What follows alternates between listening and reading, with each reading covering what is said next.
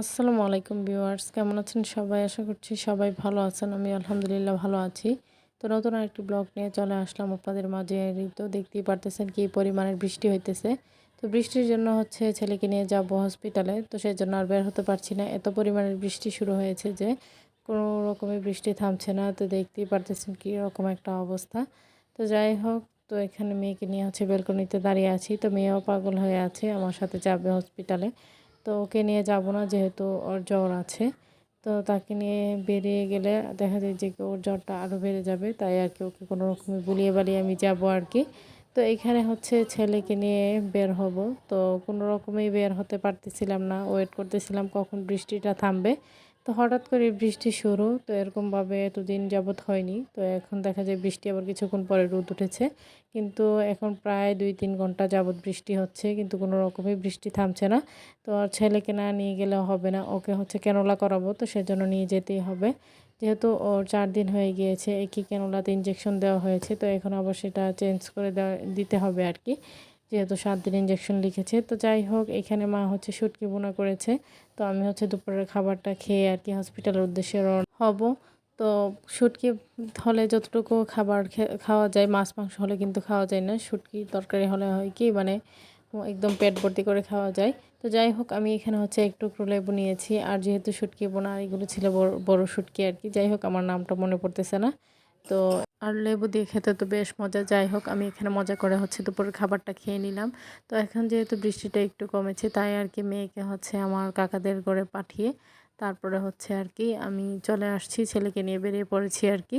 তো যাই হোক, আল্লাহর নাম নিয়ে স্মরণ করে যাচ্ছি। যাই হোক, কি হয় জানি না। তো রিজার্ভ গাড়ি আর পাচ্ছিলাম না যে হসপিটাল পর্যন্ত যাবে। তো এই গাড়িটা নিয়েছি হাফ রাস্তা পর্যন্ত যাবে, তারপর আমাকে আরেকটা গাড়িতে উঠতে হবে। তো যাই হোক, বৃষ্টির দিন যতটুকু পেয়েছি আলহামদুলিল্লাহ। আর ওর তো ক্যানোলা করাতে হবেই, আর যেহেতু আর নইতে আজকের ইঞ্জেকশন মিস যাবে। তো ইঞ্জেকশনটা মিসও দেওয়া যাবে না, যেহেতু ওর শরীরটা ভীষণ খারাপ। তো যাই হোক, এখানে বোনকে নিয়ে আর কি বেরিয়ে পড়েছি। তো মেয়েকে আমার মা নিয়ে আর কি আমার কাকার ঘরে গিয়েছে আর কি, যাতে করে ও কোনো কিছু বুঝতে না পারে। তো ওকে ফাঁকি দিয়ে আর কি বেরিয়ে পড়েছি হসপিটালের উদ্দেশ্যে। তো এই তো যাচ্ছিলাম, আর বাইরে কিন্তু প্রচণ্ড পরিমাণের বাতাস হইতেছিল। তো এখন যেন বৃষ্টিটা কমেছে, তাই আর কি বেরিয়ে পড়লাম তাড়াহুড়ো করেই আর কি। তো এদিকে মানে হালকা হালকা বৃষ্টি হচ্ছিল, তারপর আবার দেখা যাচ্ছে কি বৃষ্টিটা আর একটু বাড়তেছিল আর কি। তো আমরা এখন টেনশন করতেছিলাম যে এই গাড়ি থেকে নেমে আবার কিভাবে অন্য গাড়িতে উঠবো, যেহেতু মানে বৃষ্টি পড়ছে ভালোই। তো যাই হোক, এখানে আমি প্রেসক্রিপশন নিয়ে নিয়েছি, আর যে ইঞ্জেকশনগুলো দিব সেই ইঞ্জেকশনগুলো নিয়ে নিয়েছি আর কি, যেহেতু 2টা ইঞ্জেকশন দিই, তো সেই জন্যই আর কি। তো বোরকা যে শুকাতে দিয়েছেন সেই বোরকা শুকায়নি, তাই অন্য বোরকা পরেই বের হতে হয়েছে আর কি। তো যাই হোক, আমরা তো এখন যাচ্ছি হসপিটালের উদ্দেশ্যে। তো জানি না গিয়ে কি করতে পারি, আর বৃষ্টি কতটুকু বা আরও বাড়তে পারে। তো এই তো বেরিয়ে পড়েছি আর কি। তো এখানে আমরা আবার রিক্সাতে উঠে পড়লাম। তো এখানে ছাতা নিয়েছিলাম আর কি। তো বাসা থেকে ছাতা নিয়ে বের হয়নি। তো এখানে আমার এক কাজিনের ছেলে আর কি আসছিল আমাদের সাথে। তো এই গাড়ি দিয়ে, তো ওর কাছ থেকে ছাতাটা রেখে দিয়েছিলাম আর কি। তো রিক্সায় ওঠার পর ওনারা আমাদেরকে পলিথিন দিয়েছেন, কিন্তু পলিথিন দিয়ে বৃষ্টিতে মানে থামাতে পারছিলাম না। মানে এতটাই অবস্থা খারাপ যে বৃষ্টির পানিতে ওর পুরো শরীরে একদম ভিজে যাচ্ছিল আর কি। তো আমরা তাওয়াল নিয়ে গিয়েছিলাম, তারপরও তাওয়াল দিয়ে ডেকে রেখে পারছিলাম না আর কি, যেহেতু অনেক বৃষ্টি পড়তেছিল। তো ছাতাটা আমার ধরে রাখতে খুবই কষ্ট হচ্ছিল, যেহেতু বাইরে অনেক বাতাস ছিল। তো যাই হোক, খুবই কষ্টকর হয়েছে, কিন্তু না গিয়ে তো পারবো না, আর নয়তো এরকম বৃষ্টির মধ্যে বাচ্চা নিয়ে কখনই বের হতাম না। তো এই তো কোনো রকমে আমরা হসপিটালে আর কি একদম মানে প্রায় কাছাকাছি চলে আসছি। তো এখন নেমে আর কি তারপর ক্যানোলা করে নিব, যেহেতু গিয়ে আমাকে আবার ক্যানোলাটা কিনে নিতে হবে। তারপর যা যা কিছু দরকার আর কি ওগুলো কিনে তারপর ক্যানোলাটা করাবো আর কি। তো অবশেষে আমরা ক্যানোলাটা করি আর কি বাড়ি ফেরার উদ্দেশ্যে আবার রওনা হলাম।